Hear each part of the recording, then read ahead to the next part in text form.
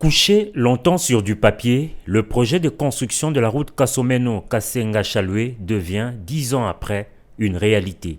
Pour ce projet, considéré comme l'un des plus grands du partenariat public-privé jamais mis en œuvre dans la région de la SADC, Communauté de développement de l'Afrique australe, Félix Antoine Tshisekedi Tshilombo et Hakainde Hichilema se sont retrouvés ce lundi 2 octobre 2023 à la frontière congolo-zambienne des Chalwe, dans le territoire de Kasenga, province du Haut-Katanga.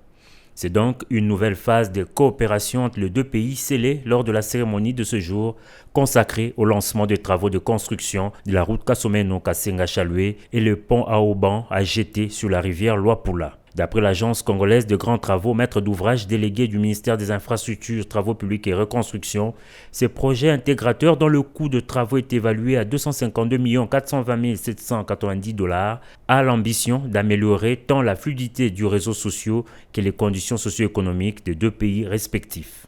Alternative de la route existante qui quitte Dar es Salaam et qui rejoint Lubumbashi à travers Kasumbalesa, la matérialisation de ce projet a été saluée tour à tour par les responsables en charge des travaux, mais aussi par le gouverneur de la province du Haut-Katanga, le ministre zambien en charge des infrastructures et travaux publics et du premier ministre congolais, fils du terroir.